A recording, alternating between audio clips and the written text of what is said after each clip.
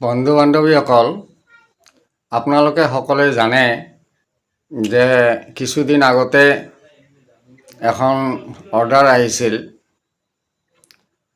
যে 1 ফেব্ৰুৱাৰী 2005 চনৰ যিসকলে নিযুক্তি পাইছিল বা 5 চনৰ পিছত যিসকলে নিযুক্তি পাইছিল তেওঁলোকক এখন ফৰ্মেটত নামবিলাক পঠিয়াবলৈ নিৰ্দেশ দিছিল যে অনতিপলমে এই নামবিলাক পঠিয়াব লাগে। এখন অৰ্ডাৰ দিছিল, অৰ্ডাৰখনো মই ইয়াতে ইউটিউবত মই দি দিছিলোঁ অৰ্ডাৰ কপিখন।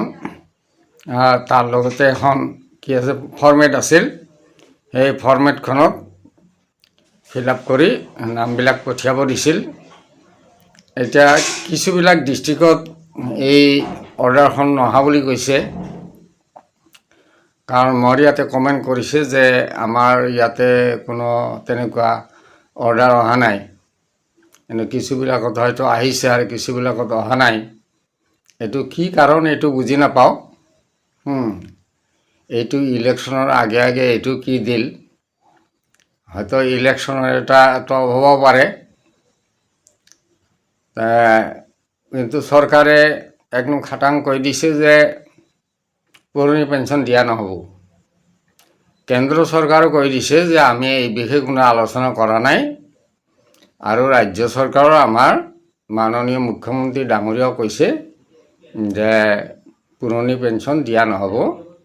তেখেতে তো ডিক্লেয়াৰ কৰিয়ে দিছে ইউপিএছৰ কথাটো, যে 1 বছৰৰ ভিতৰত ইউপিএছ বাছনি কৰিব লাগিব। কিন্তু আমাৰ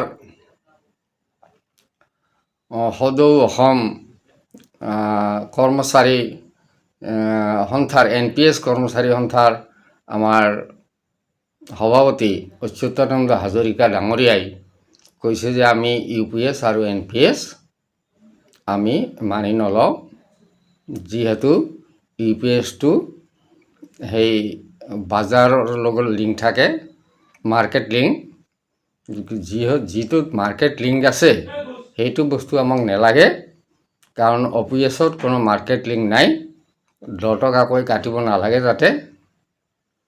আৰু NPS আৰু UPSত যি 10 টকাকৈ আমাৰ পৰা কাটে সেই টকাখিনিও ঘূৰাই নিদিয়ে।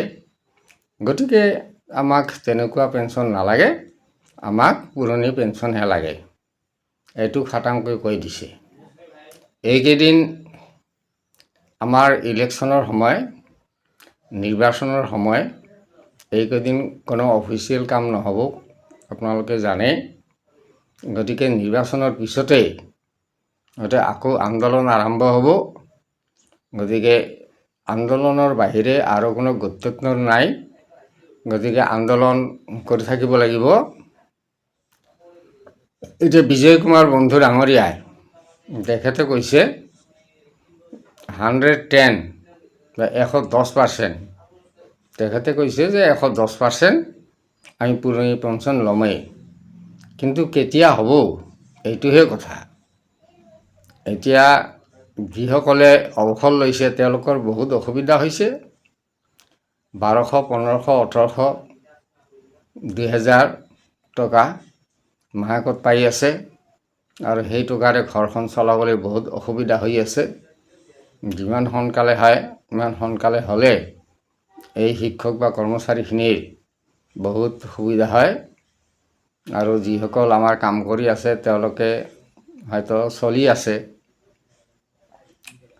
এতিয়া কথা হ'ল কি, আমাৰ ভাৰত চৰকাৰ আৰু অসম চৰকাৰ দুয়োখন চৰকাৰে যেতিয়া নিদিওঁ বুলি কৈছে, এইটো নিদিবই।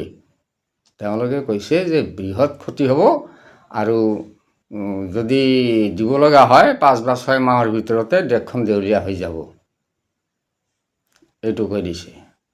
গতিকে এওঁলোকে UPSৰ বাহিৰে নিদিয়ে। এইপিনে আমাৰ সংস্থাৰ তৰফৰ পৰাও নামানে, তেওঁলোকে কৈছে যে পুৰণি পেঞ্চন লাগিবই। তেতিয়াহ'লে এইটো কেনেকৈ সমাধান হ'ব?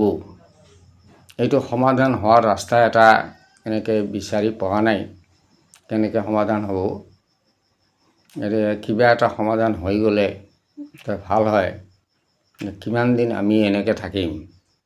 মন নিচিনা আৰু বহুত অৱসৰ লৈছে, তেওঁলোকৰো অৱস্থা ভাল নহয়।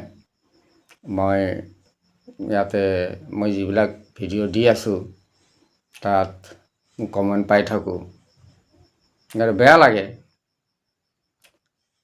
মোৰ বেয়া লাগে, মোৰ যেনেকুৱা হৈছে ঠিক আনৰো তেনেকুৱাই হৈছে, বেলেগৰ তেনেকুৱা হৈছে অৱস্থা।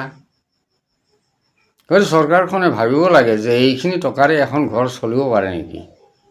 এখন ঘৰ চলাৰ নিচিনা টকা এটা দিলে তেতিয়াহ'লে কোনোমতে এই বৃদ্ধকালৰ লাখতি স্বৰূপ আমাৰ পুৰণি পেঞ্চনটো দি আমাক সহায় নকৰে কিয়? চৰকাৰখনে আমাক কেলেই সহায় নকৰে? এতিয়া আমাৰ যিবিলাক বিধায়ক আছে বা মন্ত্ৰী আছে তেওঁলোকেতো পুৰণি পেঞ্চনে লৈ আছে আৰু তেওঁলোকে ৩-৪টাকৈ পেঞ্চন লৈ আছে, কিন্তু আমি এটা পেঞ্চনো নাপাওঁ। আজি এটা পেঞ্চন নাপায় যিটো হাহাকাৰ, যিখিনি পইচা দি আছে সেইটো পেঞ্চন বুলি নকয়। সেইটো পেঞ্চন হ'বই নোৱাৰে কেতিয়াও। ১,১২০০ বা ৭০০ টকা, কিছুমানে ৭০০ পায়। সেইটো এটা মাননিহে দি আছে। যিখিনি টকা আমাৰ পৰা কাটিছে, আমাৰ পৰা লৈছে, ধৰি লওক মৰে ৰাখিছে ৩,৮৭,০০০ টকা গভৰ্ণমেণ্টৰ ঘৰত আছে। ইমান টকা, সেই টকাখিনি মাৰ্কেট লিংক, এতিয়া শ্বেয়াৰ মাৰ্কেটত সেইখিনি দিছে টকাখিনি, তাৰ পৰা মাত্ৰ ১৮০০ টকা ওলায় নেকি এক মাহত? চাওক, সেই ইণ্টাৰেষ্টো নহয় যে এই টকাখিনিৰ ইণ্টাৰেষ্টো নহয়, আৰু মাননি হিচাপে এটা কিবা দি আছে। গতিকে এনেকুৱা কৰি যদি হয় তেতিয়াহ'লে আমাৰ সংসাৰ কেনেকৈ চলিব? বৃদ্ধকালৰ ঔষধ পাতি ক'ৰ পৰা আহিব? বহুত চিন্তাত আমি মগ্ন হৈ আছোঁ। যাৰ এনেকুৱা হৈছে তেওঁলোকেহে বুজি পায় এই ঘটনাটো। গতিকে ইলেকশ্যনৰ পিছত আকৌ আমাৰ আন্দোলন আৰম্ভ হ'ব।